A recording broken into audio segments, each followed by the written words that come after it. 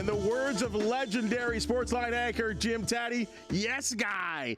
Thanks for checking out your Sportsline podcast here on CHCH. I'm Bubba O'Neil. Now, under normal circumstances, we like to shine the spotlight on teams, athletes, officials, executives that hail from Hamilton, Halton, and Niagara. But today, and every once in a while, we bring to you the Sportsline Square Off.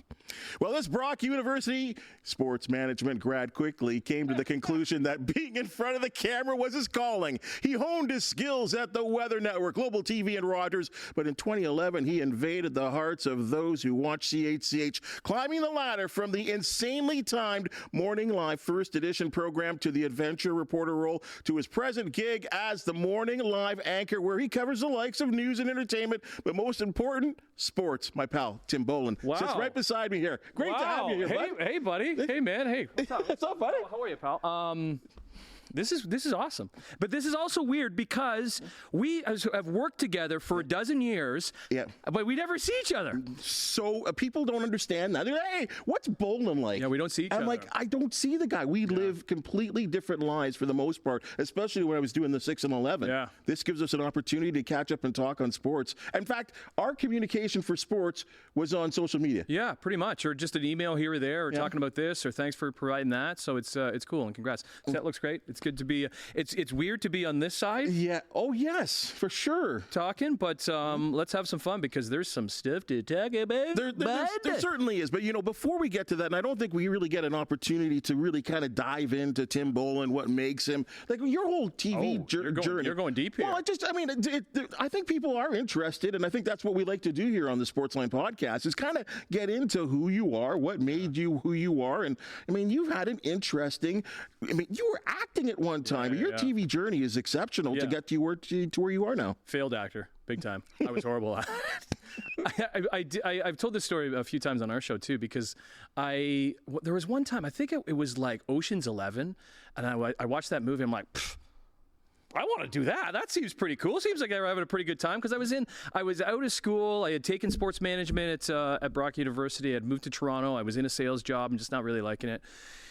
So then, maybe I'll do some acting stuff because I guess as a kid, I was kind of always interested in that, but just never pursued it. Mm-hmm. So then got into it and got an agent, and then I went out to a couple auditions, and then I started getting a couple of things, and there was just like, well, this is pretty easy.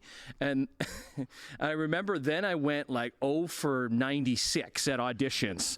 So I was just like, maybe I'm not as good as I thought I was. But I was always good at like hosting, always good at being myself. Mm-hmm. So then I went back to school I had my undergrad at sports management, and I went to Seneca, and it took an accelerated like summer program for just journalism. Right. Yeah. And then from there, I got a job at the Weather Network, which was fantastic because they just kind of throw you in front of the camera and say, talk. Yes. Which is just such a great breeding ground just to be able to gab because it's just working those muscles, right? Working those the timing muscles down.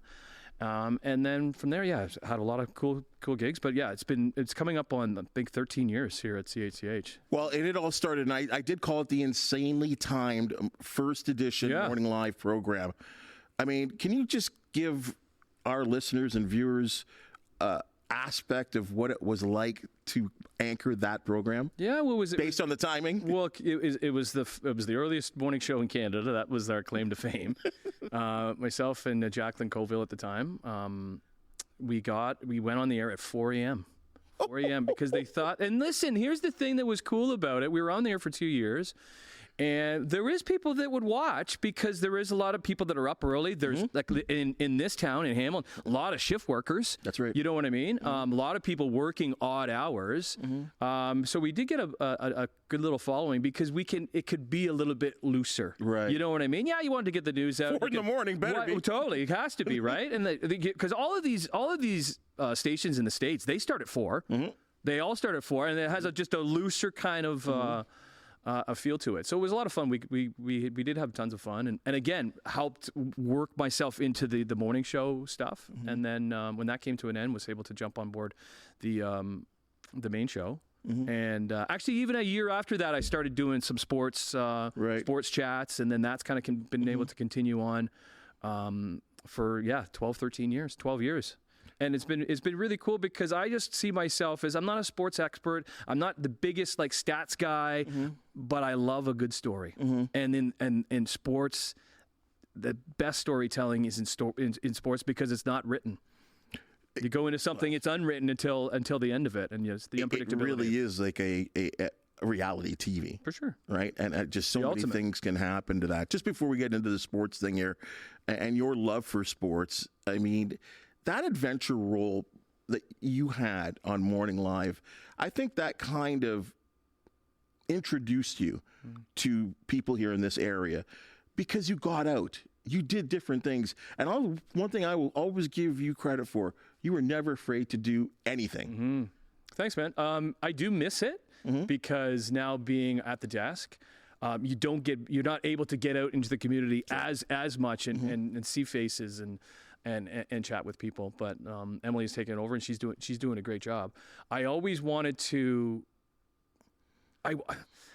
Somebody on TV that I like is somebody that I would know if I met them, they'd be the exact same person. That's the ultimate compliment somebody can give me is saying, you're the exact same guy that I watch. I agree with you. You know what I mean? That's the ultimate for me. So to be able to, listen, you know me, I'm a goof. I'm just you know what I mean? Like I have to be serious when I want to be serious, but like I like to fool around and have a good time. And that's that's what morning TV's all about too, right? Yeah, you got to get the information out there and you got to get weather and traffic out there, but then you got to have a little bit of fun too. So to be able to be out in the community, and you don't realize how big this community is. Sure, there's Hamilton, but then there's the whole Niagara region and then spreading into Burlington, into Oakville. And then there's other people in other areas too, that outside of our real catchment area that watch and enjoy the show and enjoying the kind of the cool things that we got to do, and the Rolling with Bolen will always live on. And I do miss it. I mean, the zip lining at Niagara Falls, having the Bulldogs on your program, getting on the ice every once in a while, the things that you did, really, you did a great job representing the station. Now, what I need to know is where this love for sports come from. I know you talked about you love the storylines, but was this something that happened when you were a kid? Did you fall in love with sports right away? Yeah, so I had a younger brother. We always called him the Golden Boy. So I'm the older brother. There's 4 kids altogether. 2, my older sister, myself, my younger brother, and then my younger sister.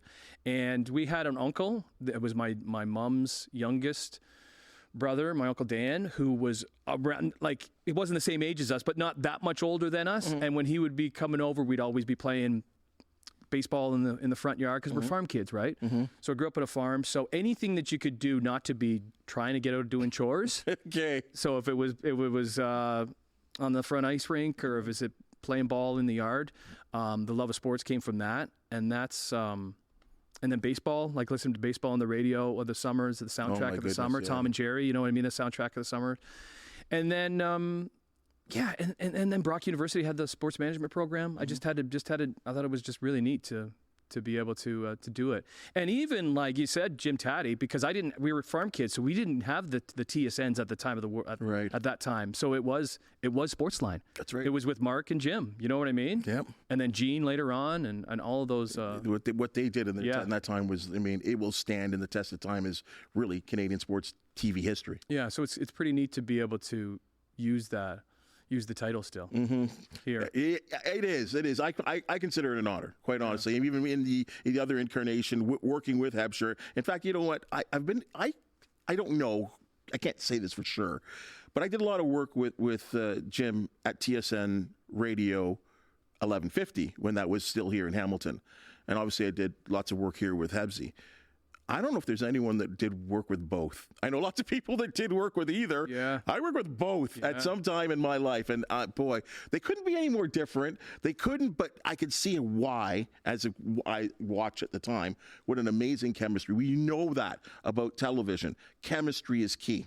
For sure. And what they were able to do with sports highlights and just, you want to get the information out, but you want to make it entertaining too, because that's why people are watching. You know what I mean? The entertainment factor and the authenticity of the chemistry is key. And I think I'm so lucky to have Annette because we get along really well and can work off each other. And same with Brian. Husband and wife almost. Really? That's what it, because you do spend the work wife because you do spend so much time together. That's so important because people can see through that. Absolutely. Let's talk sports. Okay. Let's do it. A few things going on. All right, a couple of things. All right, folks, you've seen this format before. It was a huge hit, like I talked about with my former co-host, Hebsy. Let's get to it, Tim. Okay. Currently, as we speak right now, Leafs defenseman Morgan Rielly is having his in-person hearing at the NHL's office. In fact, it's been changed. Apparently, It's now being done by Zoom for cross-checking Senators forward Ridly Greig after scoring that goal on Saturday night. Big slap shot. The fans go crazy. Maple Leaf fans are upset. What are your expectations of what could be some type of punishment from the National Hockey League? So he's going to get suspended. We all know he's going to be suspended. Does he get suspended for 6 games for what that in-person hearing is said to bring? I think that's too much. Watching the game live and seeing that happen in real time, as a Leaf fan, something had to be done there, because as a hockey player too, that's just something that you don't really see. And why is Ridly Greig doing that? You know what I mean? So why is he doing what? But like the slap shot into the net. So it's like I don't know. It's showing the other team up. Is it showing the team? This is me personally. This is me playing hockey for 30 years of my life, watching hockey for just that same amount of time, if not more. You don't do that. You just don't do it. You just throw it into the net. Why are you taking a big clapper into the net? You already won the game. What are you doing that for? Well, I mean, at the end of the day, does it matter if he dribbled it in? Yeah. Did it matter if he shot it from half or shot it from the blue line? It does. Right, and it's his net. It's their building. You know what? I might side with you a little bit there if this was at Scotiabank Arena, but I mean, does that deserve the two-hander across the net? Well, here's the thing. So what's the difference is, so he cross-checked him in the neck. That's where you can't go. What if he just dropped the gloves and started fighting him? So what's the punishment there? Right. The punishment that he's getting is he almost took his head off. You know what I mean? Now, there has been a long line of these type of incidents in the past. I remember Austin Matthews did it to Darlene a couple of years ago. Oh, right here in Hamilton. Right, yeah. Oh, that was the outdoor game. Yes. Right, yeah, the outdoor game. And he got 2 games for it. Now, I understand that was a quote-unquote a hockey play. This is not a hockey play. This is extracurricular activities that he partook in. But at the same time, too, Leafs Nation, if nothing happened there, what would have been said? If Greig just skated back to the bench, the game would be over. No. It'd be 5-3. Leaf Nation would have freaked out. Is it because it's the Senators? No, because they didn't do anything. Remember, how about beating the Senators every once in a while? Wow. They beat you all the time. We can get into that, but they have a problem beating bad teams, and the Senators are not a good team right now, and they need to be able to beat that team. That's a whole other topic. All right. He will get suspended. I think it should be 3 games. 6 games seems a pretty excessive, and if it is 6 games, why is it 6 games? Because he took his stick and he hit him across. No, I understand that. I understand that he did that, but there's also a number of other incidents similar to that that you're not getting 6 games for. It was just such intent. There was such intent. He knew what he was doing. And Morgan Rielly, I mean, give him credit. A guy that could win a Lady Byng trophy. But he clearly lost his mind. And I think there has to be some type of punishment. Yeah, there should be. 3 games. You think it should be 6 games? I really do. I think it should be 6 games he should get for that? He should know better. First of all, he should know better. Know better what? Not to act like a moron, quite honestly. That was a moron. That was not a. I mean, you talk about sportsmanship. Yeah. I keep hearing, that wasn't a sportsmanlike thing that Ridly Greig did. What? The stick to the head? It was an all-out attack at the end of a game. Yeah, you could argue that he was going for the shoulder and then the stick went up into his neck. Okay, that's all. I understand. He just wanted to have some sort of retribution, right? For because listen, this Ridly Greig kid is he is a kid, but he's a bit of a pest too, and he's doing things that that he wants to get the other team a little bit riled up and. Okay, just answer me this. He knew when he did that, right? that something was going to happen. That something was going to happen. He knew that the Leafs are not going to deal with that. Is this you as Leafs Nation speaking? I'm completely Switzerland here, right? I'm not a Leaf fan. Yeah. In fact, I'm probably more of a Sens fan because of the owner and the general manager, who I happen to like, and I know you like as well too. But is this you as a Leafs fan speaking, or a hockey fan? I would say, I know just from my experience playing hockey and covering hockey that when have you ever seen that? You don't see that. You see that at the All-Star game, as Austin Matthews said yesterday, but you don't see them. You just shoot the puck into the net. Okay, you don't fire up a big clapper to put it into the net. That's not a thing you do. Now, you don't cross-check a guy in the neck afterwards either. So that's where the 3-game suspension should come from. All right, let's move on. We got some Super Bowl leftovers, and I know it's a couple of days after, but there was really so much that happened in that game and so much conversation that seemed to happen, in terms of, as we always do in a championship game, especially in football, we talk about greatness. And, of course, Patrick Mahomes, the fine quarterback for the Kansas City Chiefs. I mean, the guy now is a 3-time Super Bowl winner. He's the first in, 20 years to go back-to-back as well, too. The comparisons are ready with Tom Brady. Are they valid? Is he even a top 5 quarterback of all time? Yeah, I think this is such an American thing. Like, as immediately when something happens, you got to compare them to the greats. Like, that's been happening with LeBron and MJ and the top 5 all-time NBA players. I don't know the obsession with what that is, but when you look at him, he has something. And what that something is, he knows how to win. And watching that game, you knew it was 10-0, 10-3 at the half, and you knew they had the Niners had to score more. You knew that they had opportunities to score more because you knew Mahomes, who hadn't played that well. The offense was not playing that well in that first half. His first interception of the playoffs. Yeah, but then you just knew that he was going to do it. And then you knew in overtime that he was going to drive 75 yards and score the touchdown. You knew, just like you knew when Tom Brady was doing it. That's why you can never bet against a player like Patrick Mahomes, because there's just something in them that they will do whatever it takes to get it done. And he was able to get it done. And I'm with you there. I think the comparisons are just they're out of hand. Like, I mean, Tom Brady went to 10 Super Bowls and he won 7, and he beat Patrick Mahomes. And he beat Patrick Mahomes along the time too. Right. So I guess they are kind of saying of a generation, and they're trying to separate it that way. But what is the obsession there? Why?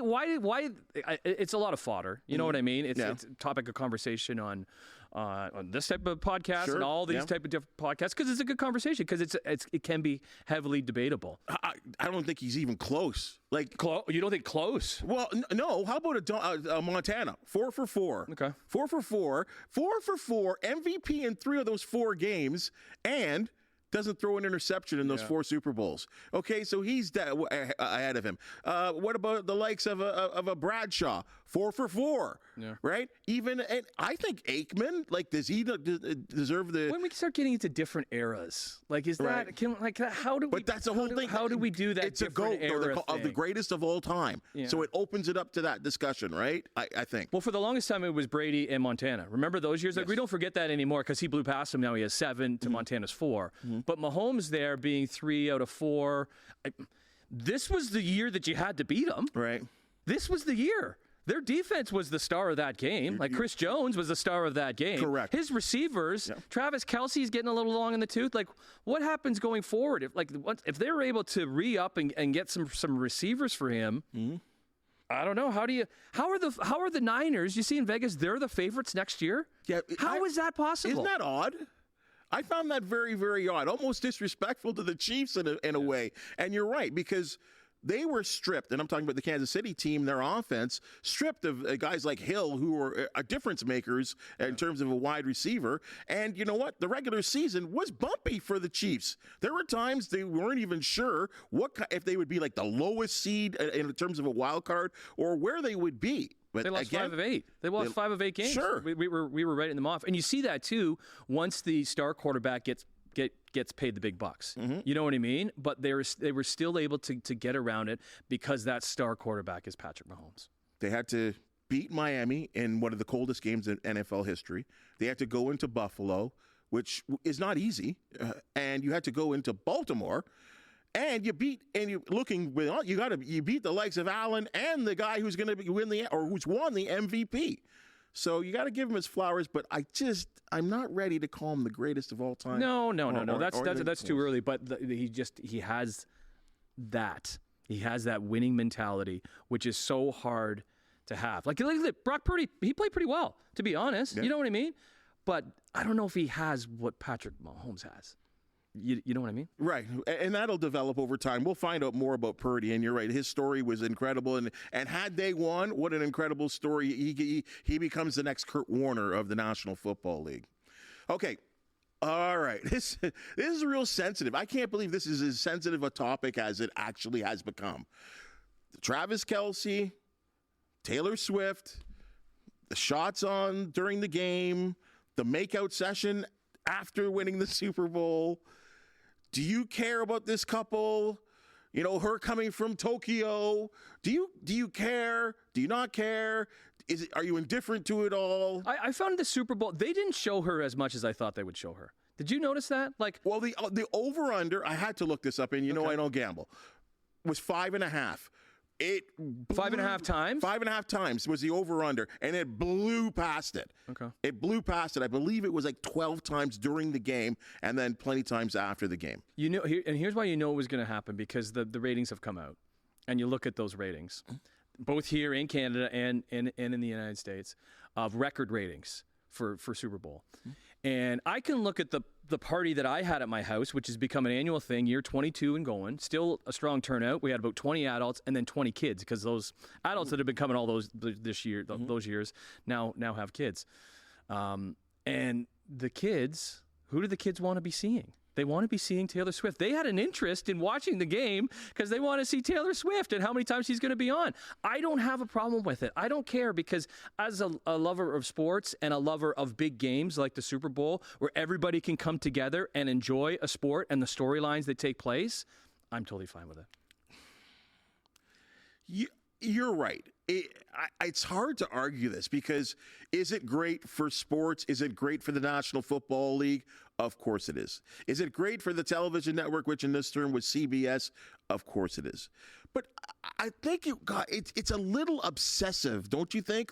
Do you even remember? And one of the things I always love about football, like really compared to any other sport, is watching the fan shots.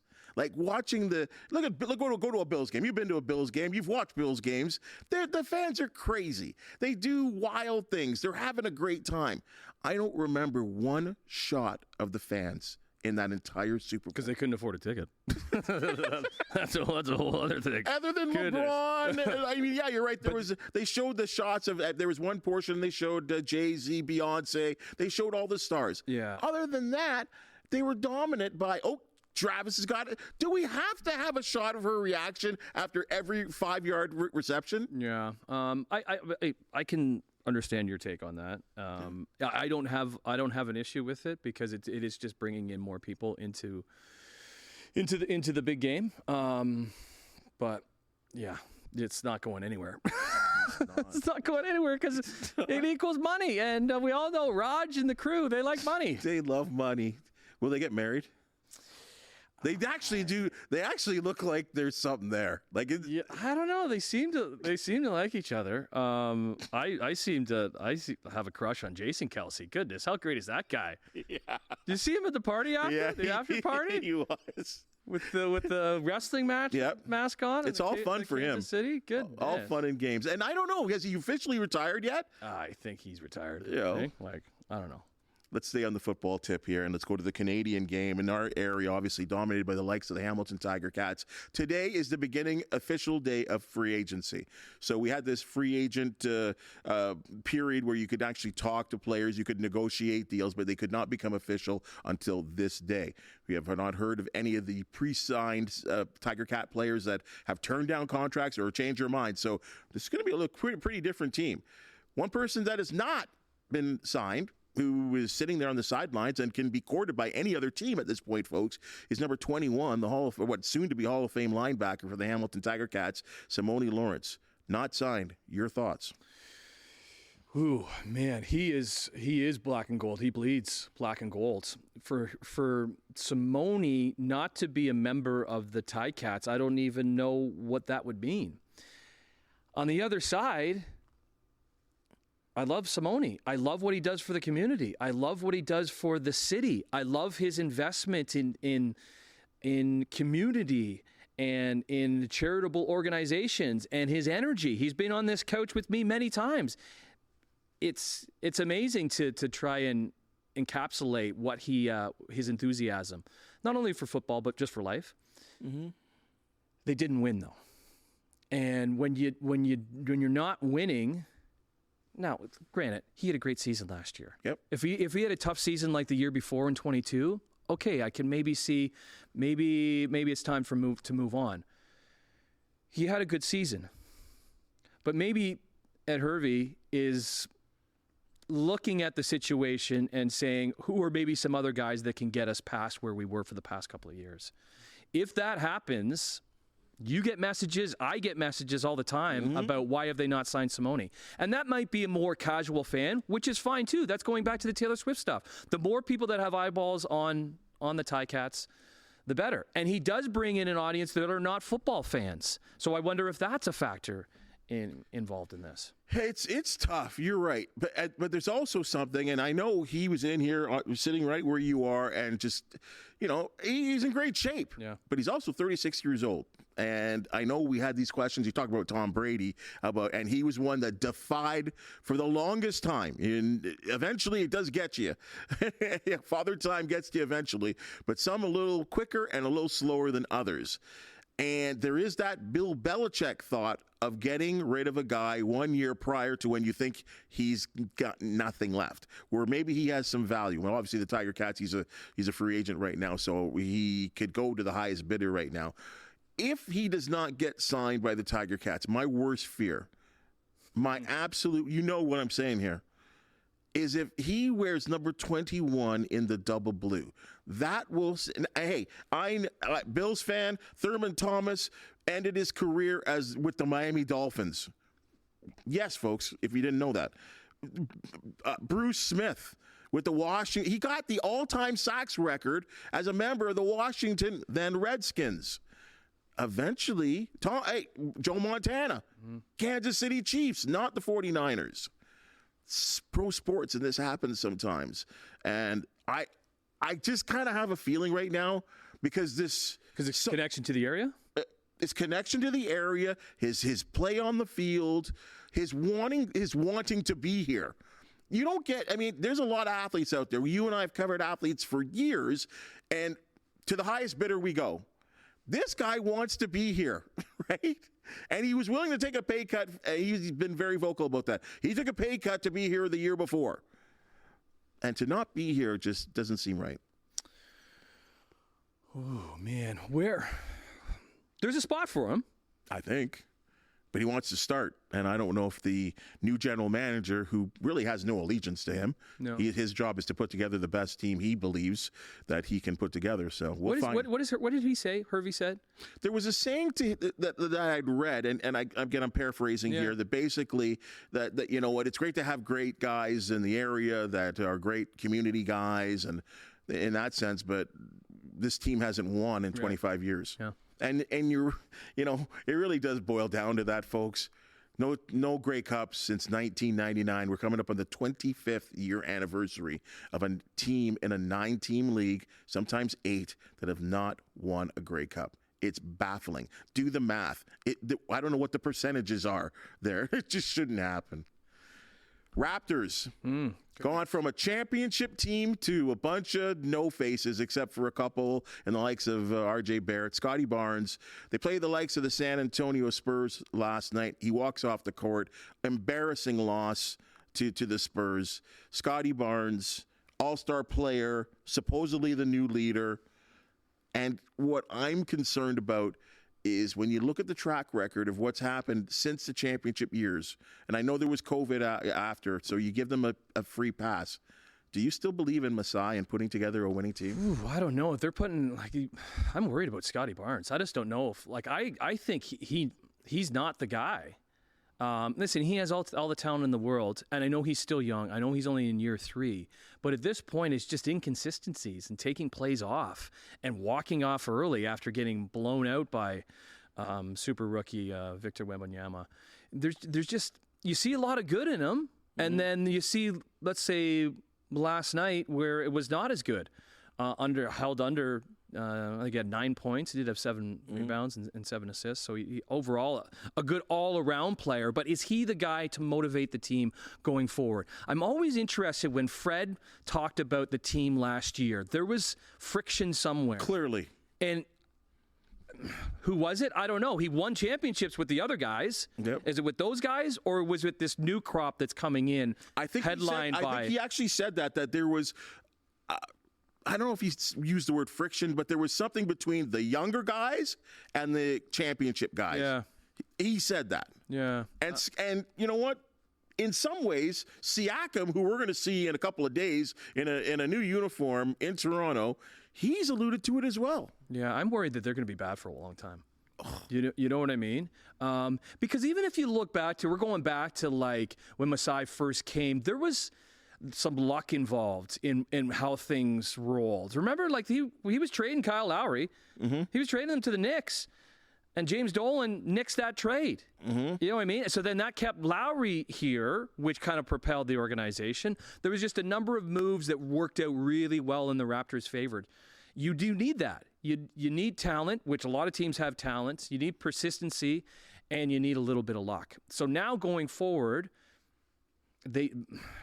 it's going to be a youth movement for a long time. I do like some of the pieces, like R.J. Barrett, great. Yep. I like Kelly Olynyk, cool. Yeah. Expiring contract. He's going to be gone at the end of the year. You think so? I think they'll resign him. I hope so. I think he'll. It would be nice. It would be nice. Toronto guy ending his career in Toronto. Yeah. That's what you know what I mean? Like you getting a bunch of scrap pieces, right? Like, and you're right. That's when you got a championship team and you're able to pick and choose a couple of guys that you think that'll get you over the top. But that's not the situation here right now. Like it's like, I mean, look at, I hate to look at it, but do it. Do the work, folks. Do the research. Look at Masai's draft picks over the years. Yeah. I mean, other than Scotty Barnes, that Bruno Caboclo, like there, you could go on and on with the people that have been drafted in his tenure, and they haven't been great. And you're right. There's luck along the way, and there's bad draft picks along the way in every general manager and president's career. But I'm getting a little concerned right now where this team is and how long. I don't want to wait 10, 15 years for this team to be like we did before because we hadn't tasted victory before. But you need the one guy. You need the one guy and then other guys that was Kawhi. I know. And there's one guy in the league right now that we all watch and we all love. I talk about him every day when he plays. Me too. And that's the guy from this But it's town. not happening. I know that's not happening. Yeah. I know, but but to see where he's come from. We're talking about Shea Gilgeous-Alexander, and we like he started with the Clippers, and then he got traded to OKC, and then he really started to spread his wings. And what he's doing right now, and it's going to be really exciting this weekend as a starter for the Western Conference. Like that is saying something. He's putting, now that Embiid is out for most of the regular season. He's going to get votes. He's going to get votes for MVP, votes, which is saying something. So if he can keep his consistency going. So that's the only thing that I'm liking. Yeah, the Raptors have, we have to talk about them. I'm fine to talk about them, but I like talking about Shea and OKC. They've become the second team that we're really And just going to your point there about being a Raptor, there was a time there because the Thunder were no good. Like they were not a good team. But you credit to their general manager, he has stockpiled, I believe, 18 number 1 picks, and his team already blossoming the first round picks. Like it's to the point now where Shea is actually the captain, the leader, the old guy on the team, and I think he's only 26 years old, but because he got the young crop of 22, 23-year-olds that are right behind him, and this team is blossoming, and they've been flirting with 1 and 2 in the West Conference all season long, and they're going to be a high seed team that really they could stun some people and get to a Final Four. Yeah. Right? But it would have been nice to see that happen because I thought maybe for a time, I'm like, well, OKC is going to be bad. Maybe the Raptors can make something happen and get him here. I don't think it's happening. So quickly, like Scotty's going to the All-Star game too. So I don't know, maybe going there and seeing playing with some great players. He just more consistency we need from him. Final thing that I want to get to you, and I know this. I mean, again, I used to watch you in the morning at this time when this was going on, and I know the Leafs are probably your team if you had to pick one, but They're not actually. Okay. Well, I think I'm right here. This really seemed to bother you, the Blue Jays, and the way that season ended last year. Mm-hmm. And what we're going into for 2024. What's your level of optimism for the Toronto Blue Jays? You never win a World Series in the off season. So yes, there is a lot of hyperbole and a lot of worry for the Blue Jays. We have to think they do have a good team. Okay, so they're coming off. Their starting rotation. It's not going to be good as it was last year. Best in the league. It's phenomenal. Phenomenal. You still have all those starters back. Starting pitching is key. You got a good bullpen. You know what I mean? Mm-hmm. I know from season to season, bullpens change. Mm-hmm. Pitchers change. The inconsistencies within a bullpen. The bullpen is okay. Am I worried about the offense? Yes, I'm worried about the offense. But I think Vladdy can rebound and have a season, maybe not as good as his when he came in second in the MVP. That was, how many years ago was that now? 3 years ago. 3 years ago, right now. And you never want to see a player going to arbitration. You get a little bit worried about that because that's never good where the team is telling you how you're not good. Yeah. That's not good, which is supposed to be your star player. But I think he has some pressure on him this year to kind of produce after a couple of subpar seasons. So I think he's going to be coming through. And then you got Bo, and you got Turner, and you got some other pieces there. Now, okay, why is everybody upset? We all know why we're upset. Well, because it didn't happen. Yeah, it didn't happen. Okay, but we have to get over that. It's not going to happen. I can't even. Shohei Ohtani was hitting bombs at I can't watch that. Mm-hmm. I can't be focused on that. Luckily, he plays out west, right, so I don't see those games because Blue Jays fans, you can't be watching Shohei Ohtani and saying what the possibility that it could have been. You're going to drive yourself nuts. And it's crazy because I talked to so many people in baseball who are so close to the situation. And for the longest time, I was like, this is the biggest smoke-blowing thing that the Blue Jays have ever did. They're never going to be in on this guy. They're not going to get him. But these people have told me to a man and to a woman as well that this was real. Like the Blue Jays were a serious consideration for Shohei to come here. Like it was down to the Dodgers and the Blue Jays. I didn't want to talk about it. Yeah. I didn't want to talk about it because I was the same as you. Like this isn't real. Yeah. You're just using the Blue Jays. Yep. Which they did in the end. Right. They did do that in the end. Yeah, yep. And we all knew that was. But then you're hearing all like that crazy Friday when everybody's tracking planes and you know what? You think there's a possibility. I'm so embarrassed of my behavior that day. So was I, but we're sports fans. And I'm tweeting the plane is now flying over Hamilton. I know. The plane has landed. It's enthusiasm. That's why, again, back to sports, the storylines that we get to cover that we want to talk about. But this was a fake. I know. Even fake storylines are fun. He was the guy from Dragon's Den. Herkovic or whatever his name is. Oh, what a killer. Who's your third baseman, though? That's what I'm concerned about this. I know Atkins says I'm really enthused with this lineup. Well, you kind of lost some people and really haven't. I don't know who the third baseman is. Who do you want? I don't like Cody Bellinger is like somebody that's still out there. I don't want to be paying $200 million. Too much money. Cody Bellinger. You know what I mean? Like maybe there's opportunities within. Yeah. Maybe we can see how they are. And go from there. There are some guys that can play third. Matt Chapman's still out there. Right. You know what I mean? And I don't know if we want Matt Chapman back for that type of money too. But there are guys that can play third baseman, but they're all Vladdy could play third baseman, but it's a bunch of that. It's a bunch of guys that can play third. I just don't know who your starter is, for crying out loud. I don't know. I know. Hey, wow, pitchers and catchers. I think Thursday. I just looked. So enthusiasm. So it is fun. Yeah. So bring it on. And there is nothing better than baseball, the boys of summer. I do love baseball because we normally there's not a long playoff run from that other team. So that's why we look forward to it so much. I know. You know what, though? I know it. When the Leafs get into the playoffs, you're going to be right there. Totally, You're going to be right. You're going to be right there on the edge. Here's the thing, too. Right there on the edge. I'm breeding my kids into being Leaf fans. I'm breeding losers. What am I doing? Why are you doing this? I don't know. Because of the slight possibility that it happens at some point. Isn't your brother a Sens fan? Oh, Go there. My brother-in-law is a Sens fan because he's from Ottawa. Yeah. This has been great, dude. Thanks, buddy. Thank you so much thanks, for joining man. me. Yeah, congrats on the show. It's doing really, really well. Yeah, I appreciate good it. to see you, dude. All right, my man.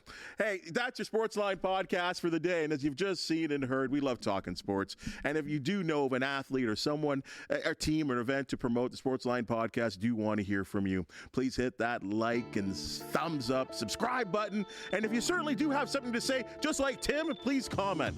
For the wonderful people that make the Sportsline podcast possible, thank you so much. And we'll see you tomorrow.